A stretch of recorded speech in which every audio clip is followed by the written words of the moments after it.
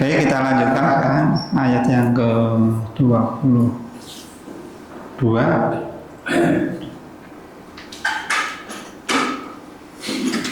surat Toha.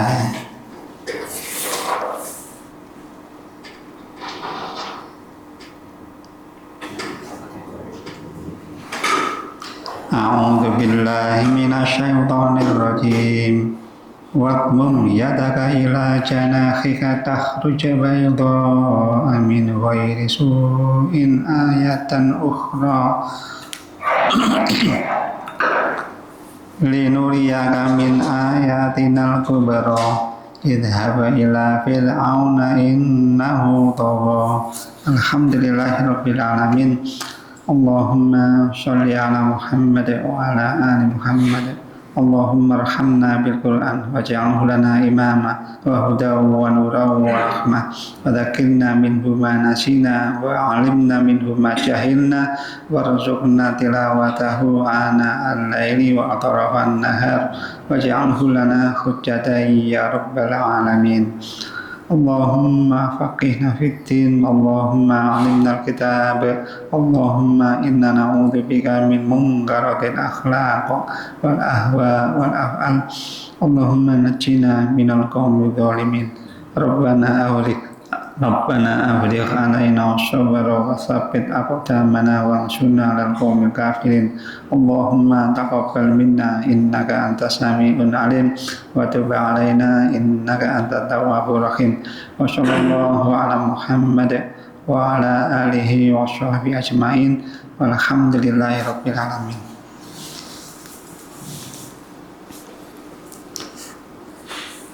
Wadmum dan dekaplah, bahasa Jawanya dikempit no, Pak. Ini lah, wadmum itu gini loh, dikempit. Atau dekaplah yadaka, tanganmu, ila ke janakhika. Janahun itu lengan atas hingga ketiaknya. Hingga ahli tafsir menjelaskan janahun, letakkanlah tanganmu di ketiakmu. Ada yang begitu. Ada yang menafsirkan lagi, letakkan tanganmu di bawah lengan atasmu. Jadi tidak persis di ketiak, tapi di bawahnya. Itu janahun ya.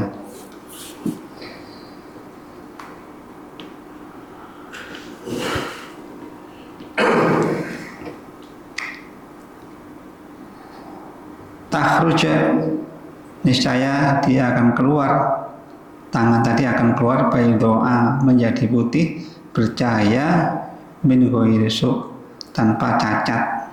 Maksudnya tangannya tidak ada cacatnya, bersih. Jadi orang melihat itu senang. Ya tidak dikempit kemudian dikeluarkan korengan, enggak gitu. Bawa penyakitan kan jadi medeni. Tidak begitu. Itu ayatan ukhra, sebagai mukjizat yang lainnya. Linuriyaka, supaya engkau perlihatkan, supaya kami Allah perlihatkan kepadamu min dari ayatina, tanda-tanda kebesaran kami, al-kubro, yang besar. Dan idhab, pergilah ila fir'auna, kepada Fir'aun, innahu satujuma, dia itu tagha, melampaui batas. Jadi di dalam ayat ini itu menunjukkan mukjizat yang kedua dari Nabi Musa alaihissalam setelah Allah tunjukkan mukjizat yang pertama, yaitu tongkat berubah menjadi ular, hayatun, ular yang besar. Biasanya kan ular yang besar itu enggak gesit ya. Ini enggak, ini gesit, ularnya gesit, memakan apa saja yang ada di hadapannya. Kalau di dalam Ibnu Katsir dijelaskan seperti itu, dinyaploi apa ya. Ularnya gede, gesit, segesit ular kecilnya, dia akan merayap cepat sekali. Sudah ditunjukkan mukjizat yang pertama, kemudian Allah SWT memerintahkan, ini mukjizat yang kedua ya, memerintahkan meletakkan tangan kanannya di ketiak, didekap ya, di ketiak yang kiri, tangan kiri, didekap, atau di bawahnya ketiak yang tangan kiri. Atau kalau dalam ayat yang lain, Nabi Musa itu diperintahkan untuk meletakkan di lubang bajunya, jadi di bolong ini, di lubang bajunya dia. Di surat Al-Qasas ayat 32. Usluk yadaka fi jaybika, masukkan tanganmu ke leher bajumu. Tahruja, maka dia akan keluar doa putih min ghairisu, tanpa cacat. Waqmum ilaika janahaka minar rahbi, dan dekaplah kedua tanganmu ke dadamu ya, itu supaya apabila kamu merasa ketakutan. Jadi ada fungsinya ada dua. Jadi yang pertama untuk menunjukkan mukjizat, yang kedua yaitu ketika diletakkan tangan itu didekap di ketiak itu ya, kemudian dikeluarkan jadi putih terang. Waktu itu tidak ada lampu kayak gini ya, gelap. Mungkin lampunya pakai obor kayak oncor ya. Maka Nabi Musa itu mendekapkan tangan kanannya ke ketiak kirinya, kemudian dikeluarkan jadi terang sekali. Nah kemudian ketika akan dimatikan nggak disebul, mati, nggak dekap lagi, keluar lagi hilang. Itu ulama tafsir menjelaskan bahwa tangannya Nabi Musa itu ya kayak orang Indonesia, coklat ya, tidak putih. Itu seperti itu. Yang kedua fungsinya untuk menghilangkan rasa takut. Fadzalika burhanani min rabbik ila fir'auna wa mala'i. Dan itu sebagai dua mukjizat dari pemeliharamu untuk menghadap Fir'aun dan pembesar-pembesarnya. Innahum kanu qauman fasikin, sesungguhnya mereka itu adalah kaum yang fasik. Jadi kalau dalam ayat ini Allah SWT memerintahkan Nabi Musa memasukkan tangan ke dalam bajunya. Kemudian ketika dikeluarkan dari dalam bajunya, dari lubang baju ini ya, dikeluarkan itu jadi putih, bercahaya seperti lampu. Nah sinarnya melebihi sinar seperti sinarnya matahari, jadi terang sekali. Dan tadi ya, jadi fungsinya meletakkan ke tangan ke ketiak, mendekap atau ngempit tadi ya, itu fungsinya untuk menyembunyikan rasa takut yang dialami oleh Nabi Musa alaihissalam. Nah karena yang dihadapi itu enggak blind. Nabi Musa itu sebelum lahir sudah digoleki loh ya, sebelum lahir, karena Fir'aun bermimpi ada bola api yang masuk ke rumah orang Kipti, orang Mesir ya, masuk itu, kemudian mimpi itu ditanyakan tafsirnya kepada ahli takwil. Kemudian ahli takwilnya itu, ahli takwil mimpi mengatakan nanti ada seorang laki-laki yang ingin menggulingkan kekuasaan. Maka Musa panik gitu ya, waduh, panik gitu ya, karena mimpinya mungkin jadi kenyataan. Nah, waktu itu kan ahli tafsirnya itu canggih-canggih ya, nanti tepat. Kalau sekarang kan tidak sudah, karena dihalangi oleh setan, dihalangi oleh bola api. Ketika setan menyuruh dengar rapat malaikat itu dihalangi oleh, dilempari oleh bola api sehingga mereka tidak sempurna mendengarnya. Kalau dulu belum ada, langit belum dijaga, sehingga tahu akan kejadian yang akan datang, setan-setan itu. Dan kemudian berita itu diturunkan ke ahli, ke dukun-dukunnya ya. Ya. Nanti akan ada seorang laki-laki yang akan merebut kekuasaan. Panik, kemudian memerintahkan sesuatu yang nggak masuk akal, disuruh membunuh setiap bayi yang lahir. Caranya sensus. Pun pinten bulan Bu hamil 3 bulan ditulis, ini ilustrasi saya saja, dicandu semua. Nah setiap kelahiran misalnya sudah waktunya HPL-nya sudah jatuh, tekani. Begitu lahir bayi laki-laki, sembelih. Kita bayangkan gitu ya, bagaimana ibu itu mengandung 9 bulan keluar sembelih, kan jadi miris sekali. Nah Nabi Musa itu bisa selamat. Mungkin bayang kita kok nggak tahu tuh kehamilan ibunya. Nah sekarang perempuan-perempuan sekarang tuh yang hamil di luar nikah tuh bisa kok, yang nggak ketahuan. Anak SMA itu nggak ketahuan, lahir di toilet, naudzubillah, dibuang di klosetnya. Jadi ibunya Nabi Musa ya bisa mungkin ya tidak ketahuan, sampai bingung ketika dia datang untuk geledah rumahnya. Itu Nabi Musa kecil dihanyutkan di Sungai Nil pakai nampan sampan ya, perahu kecil. Akhirnya kan sudah melepas ke Sungai Nil, terus masuk ke mana, istana Fir'aun, malah diopeni sama istrinya Asia itu ya. Dan singkat cerita, jadi hidupnya itu dimanja. Tapi Fir'aun udah curiga, ini jangan-jangan musuh saya ini, sehingga dites. Waktu agak gede dikit dites, ada bola, ada bara api, ada roti, suruh milih. Kemudian Allah dibelokkan ke bara api itu. Ini sampai gede itu, sampai remaja, jadi ngerti bapak angkatnya itu bagaimana kejamnya, itu tahu. Sehingga oleh Allah dibekali dengan mukjizat yang seperti ini. Yang tangannya dimasukkan untuk menghilangkan rasa takut. Yang kedua, untuk memunculkan cahaya dari tangannya. Di waktu itu belum ada cahaya lampu yang terang, belum ada. Nah, ini sebagai mukjizat yang kedua setelah ular tongkat jadi ular. Ya, ini kan menunjukkan bahwa yang akan dihadapi oleh Nabi Musa alaihissalam itu bukan orang sembarangan ya, bukan orang sembarangan, nggak blind ini, orang hebat, orang kejam sekali. Itu Fir'aun seperti itu.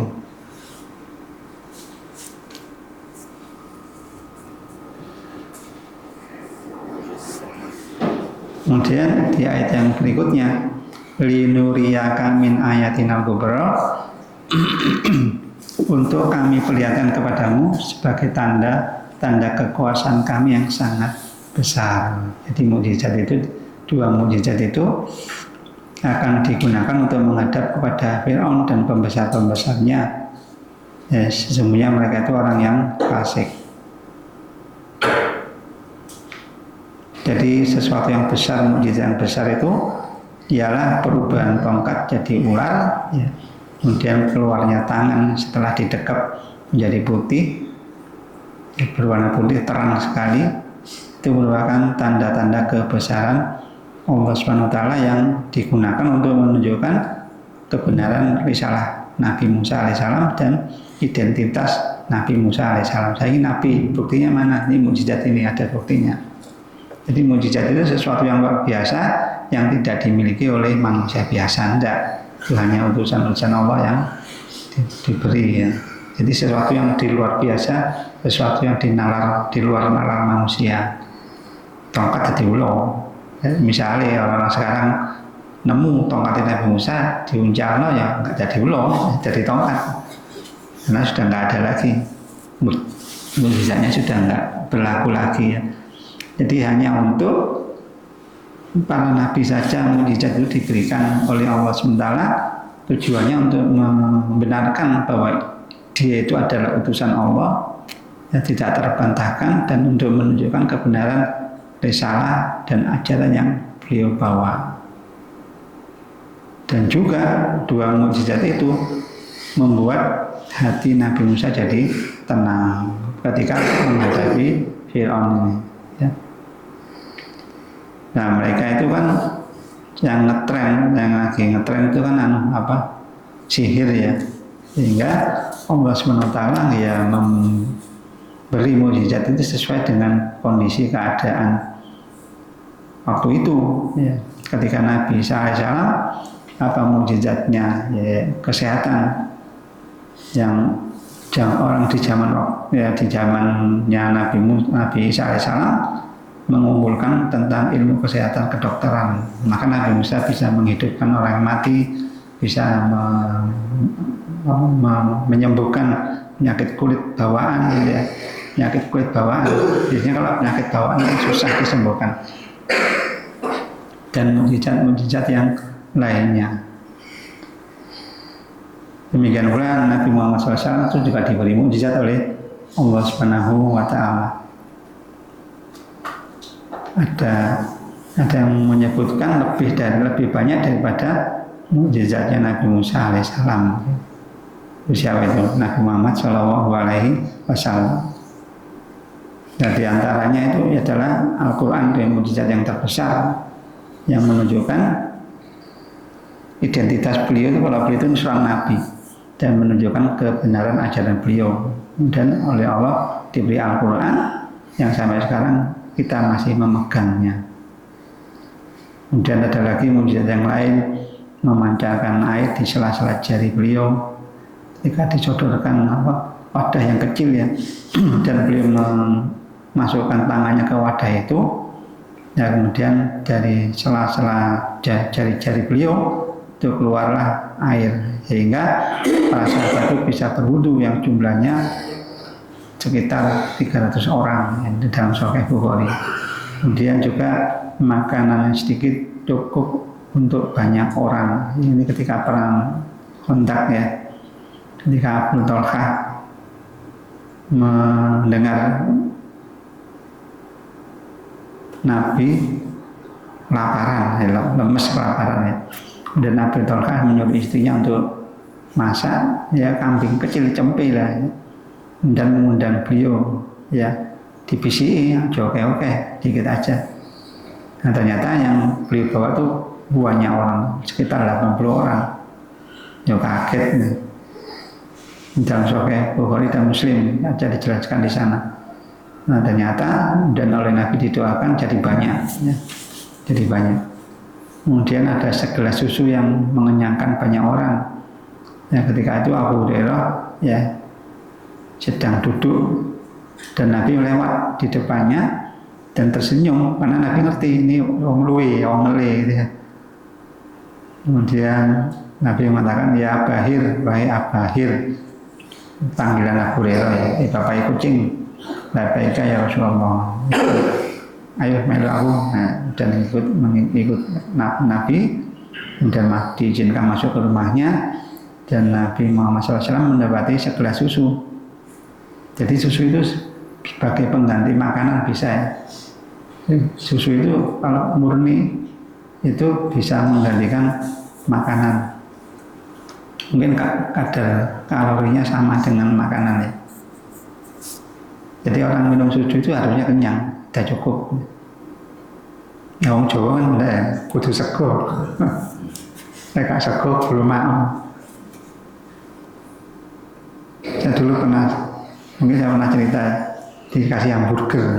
Waktu pertama kali ada lagi ngetrennya hamburger ya. Di panganan opo itu makan. Saya mau roti karena ikut tradisi orang Jawa, di rumah sego, di rumah terus nasi itu perutnya tuh kayak kenyang sekali. Nah gambarnya segitu.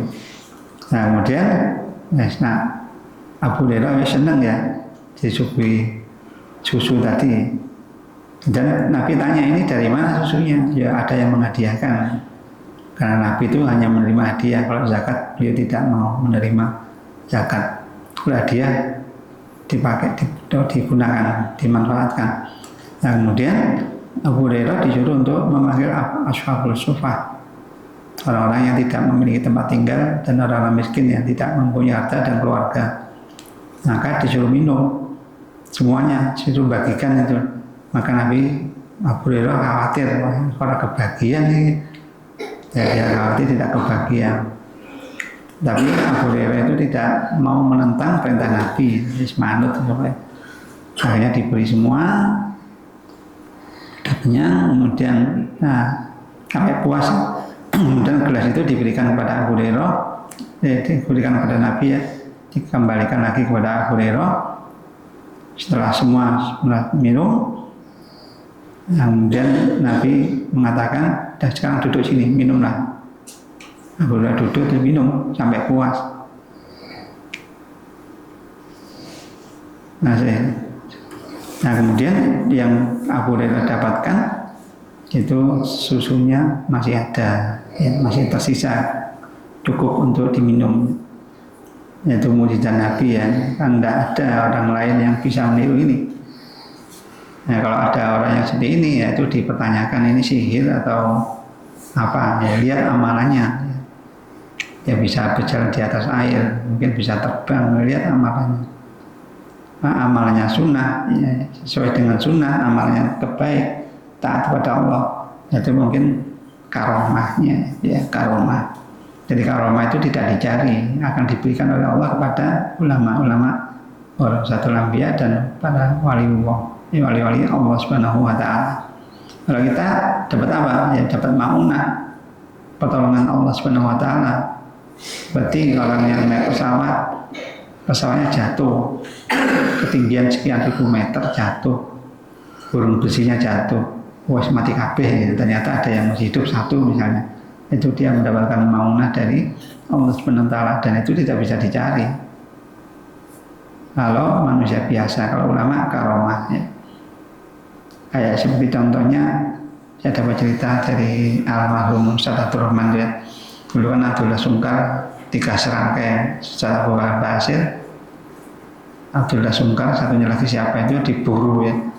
Itu di Jogja kejadiannya, di masjid dekat IKIP kalau dulu ya, Masjid Mujahidin kalau nggak salah ya. Itu ceramah di situ, intelnya sudah nunggu semua, entah ini kabeh. Beliau turun tuh nggak ada yang tahu, nah, jalan pulang aja aman. Nah, itu contohnya karomah seperti itu. Sehingga ya kecolongan, boleh nanti nggak ada. Akhirnya apa? Panitianya ditangkap. Panitianya ditangkap. Ya, itu contohnya. Jadi tidak dicari, diberikan oleh Allah Subhanahu wa taala. Demikian pula mukjizat-mukjizat yang lainnya, misalnya terbelahnya bulan jadi 2 dan mengobati sakit mata ketika Ali di perang Khaibar ya, ingin menyerahkan bendera peperangan, dan dikatakan Ali sedang sakit, ya mana panggil ini. Kemudian oleh Nabi didamu sehingga jadi sembuh seketika itu, seolah-olah tidak pernah sakit mata. Dan mukjizat-mukjizat yang lainnya. Nah semuanya itu dipergunakan untuk menunjukkan kebesaran Allah Subhanahu wa taala, bahwa yang bisa melakukan itu hanyalah atas izin dari Allah Subhanahu wa taala. Allah yang melakukan atas izin dari Allah Subhanahu wa taala. Kalau nggak ada izin ya nggak bisa. Ya. Demikian pula hal-hal yang gaib itu juga atas izin dari Rasulullah, dari Allah Subhanahu wa taala. Seperti peristiwa ifki ya, Aisyah difitnah bersama Sofwan ya, difitnah, dikira selingkuh ya. Nah, Nabi belum dapat wahyu ya. Ya Nabi ya bingung, ini yang benar sendiri, cari berita sana, cari berita sini ya. Ada yang semua rata-rata yang ditanya itu menunjukkan kebaikan akhlak Aisyah. Nanti nggak mungkin dia akan begitu, berbuat seperti itu nggak mungkin. Sampai Nabi meminta pengakuan dari Aisyah sendiri. Nah, Aisyah tidak melakukan hal itu, ya nggak ngaku, nggak melakukan. Akhirnya Allah SWT menurunkan wahyu ya, bahwa orang yang memfitnah itu adalah orang-orang yang di sekitar kalian. Itu menunjukkan bahwa kalau tidak diizinkan oleh Allah SWT, nggak tahu. Nah, semuanya itu atas izin dari Allah SWT. Nah, ini mukjizat yang dibawa oleh Nabi Musa alaihissalam itu demikian besarnya, ya, karena akan menghadapi sesuatu yang luar biasa. Kemudian oleh Allah dikatakan di ayat yang ke-24, idhab, pergilah dengan 2 mukjizat tadi ila fir'auna, kepada Fir'aun, innahu tagha, sesungguhnya dia itu melampaui batas. Jadi dengan 2 mukjizat ya. Jadi kalau kita lihat di ayat yang lain, di surat ada 9 ya, di surat apa itu? Al-Isra ayat 101 ya. Walaqad ataina, dan sungguh kami telah memberikan Musa kepada Musa 9 ayatin mukjizat bayinatin yang nyata, yang jelas, yang nyata. Fas'al Bani Israel idja'ahum, maka tanyakan kepada Bani Israel tatkala Nabi Musa datang kepada mereka. Faqala lahu Fir'aunu, lalu Fir'aun berkata kepada Nabi Musa, ini sesungguhnya aku la'udzunuka, sungguh aku menyangkamu ya Musa, wahai Musa, maskuron, orang kita kena sihir. Jadi 9.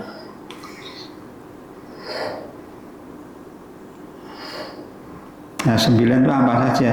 Ya tangan, tongkat, kemudian paceklik, terbelahnya lautan, angin topan, belalang, kutu, katak, dan darah.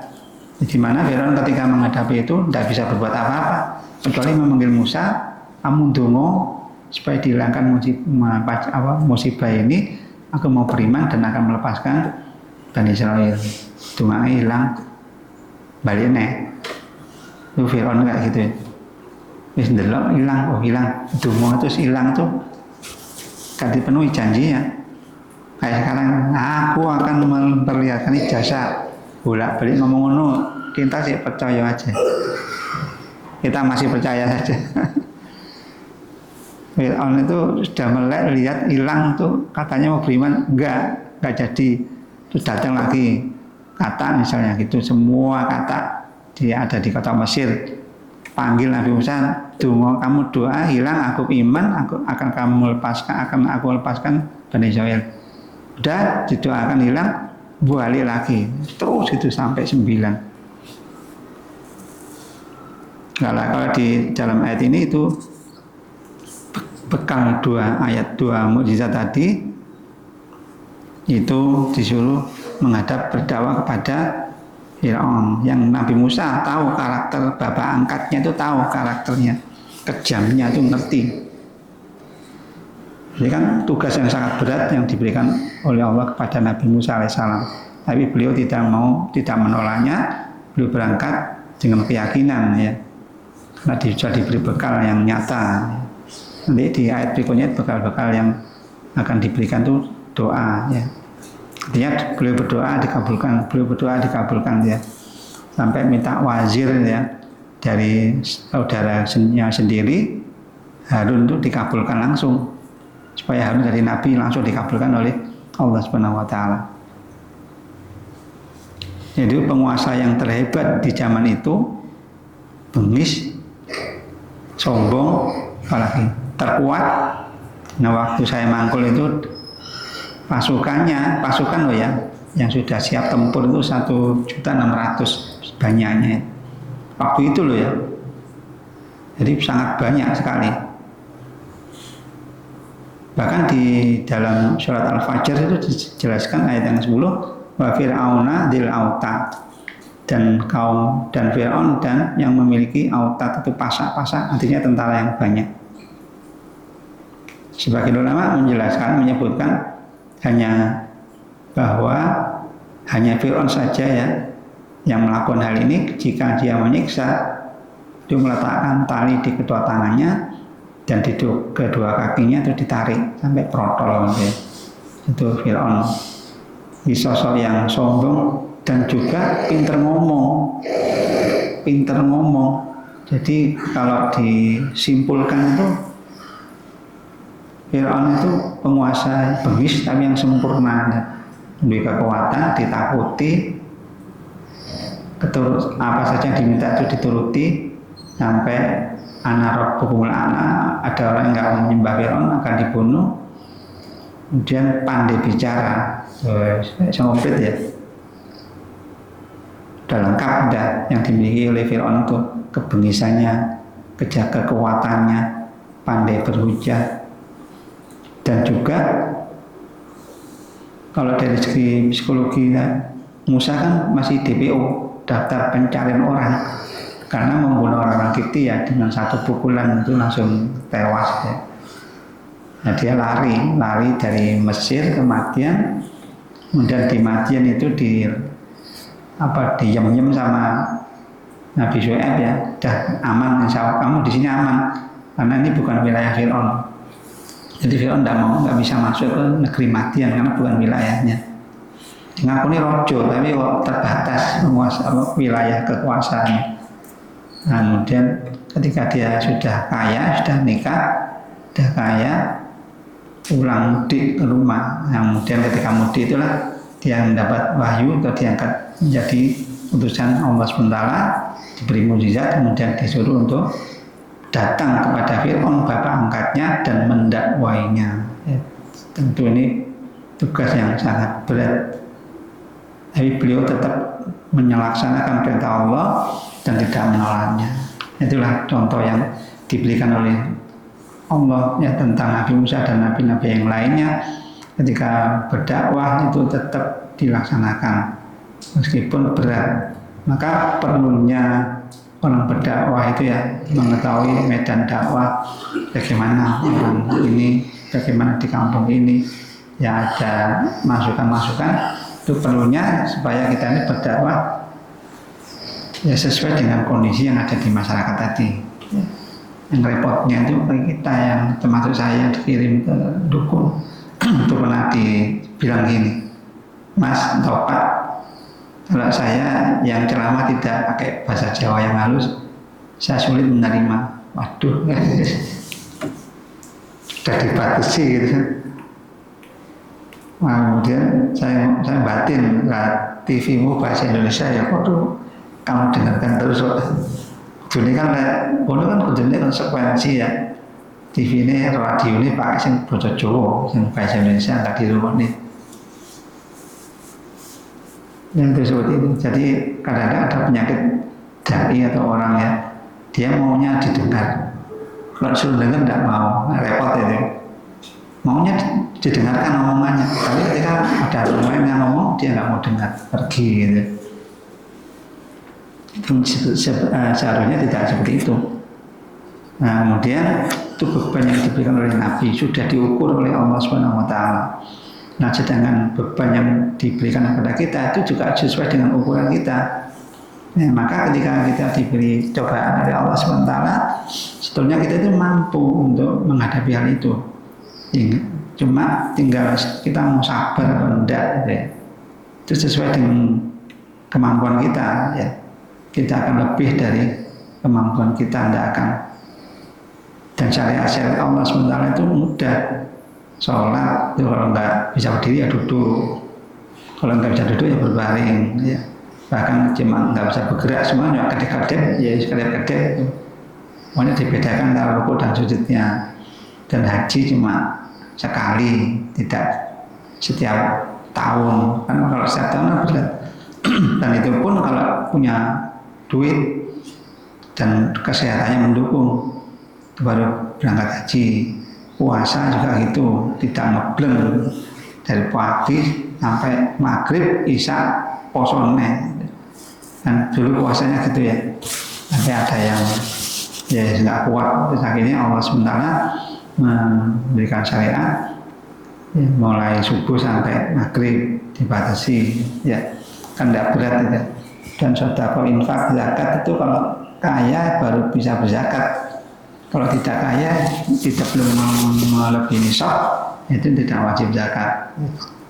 Jadi bebanannya syariat ini pas sesuai untuk umat manusia ini. Tinggal dia mau nggak untuk bersungguh-sungguh dalam menjalankan syariat Islam. Nah, kita juga begitu. Kan subuhan masjid kan ya abot ya, apalagi sekarang. Kan kemarin di Hongkong itu terasa sekali Pak, lebih dingin dari AC. Saya ke kamar mandi aja anginnya masuk situ, bus dingin kan. Itu di orang-orang situ juga bilang ini sedang musim dingin ya. Yang bilang mereka mau datang, mereka mau sholat jamaah di masjid ya, meskipun kondisinya seperti itu. Karena dinginnya tidak mematikan loh ya. Nah itu. Ya maka hal-hal yang kita hadapi meskipun kelihatannya berat, kalau kita tempuh itu pasti akan diberikan kemudahan oleh Allah SWT. Jadi setan terus gini kerjanya. Kita mau beramal soleh, udah dibayang-bayangkan dulu, diangan-angankan atau dibayang-bayangkan ini berat. Kalau kita terobos, nanti hilang, gangguan itu hilang. Nanti datang lagi gangguan yang lainnya lah. Ya, misalnya mau sholat jamaah dingin di rumah. Akhirnya saya pas Bismillah berangkat. Nanti di masjid diganggu lagi terus gitu ya. Ganggu ini terus. Sampai setelah saya salam nanti lupa. Yang mungkin kita sering lupa. Imam rakaat pertama membaca apa? Ada yang pernah ingat? Imam rakaat kedua membaca apa? Itu untuk mengetes keseriusan kekhusyuan kita. Bar sholat pun rampung, mau rakaat pertama mau coba imamnya, mau coba ya.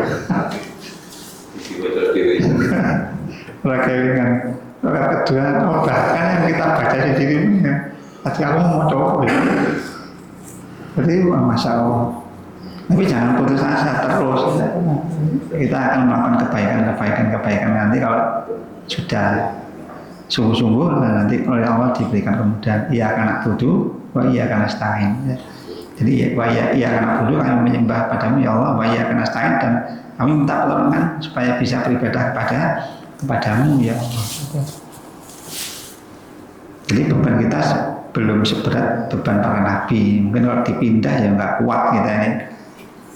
Saya membayangkan Fir'aun itu Nabi Musa dia datang ke bapak angkatnya, mungkin dilok nih, kondisi umbelan, cilik, mau seompolan, misalnya gitu ya, didorkan dulu mentalnya. Kan dia tahu kayak Iran itu ya, Iran itu ketika ada perundingan perdamaian dengan Amerika, dia bawa ahli psikologi, ahli gestur juga, gerakan ini artinya apa itu membawa aja. Sehingga kan perundingannya kuat sekali ya. Negaranya kecil tapi melawan negara yang besar. Saya baca itu ternyata gitu. Debat itu membawa psikologi, membawa ahli gestur ya, gerakan-gerakan tubuh untuk diartikan apa, maksudnya apa. Oh begini. Sehingga yang dilontarkan ketika perjanjian perdamaian tadi itu tepat gitu ya. Kondisinya pas sekali. Yaitu kelebihan yang Allah berikan kepada mereka itu. Ya demikian Bapak Ibu yang bisa saya sampaikan, intinya marilah kita ini tetap menjalankan syariat Islam ya, meskipun itu kelihatannya berat, tapi kalau kita lakukan Allah akan berikan pertolongan dan kemudahan. Aku qouli hadza astaghfirullahi wa lakum walhamdulillahirabbil alamin.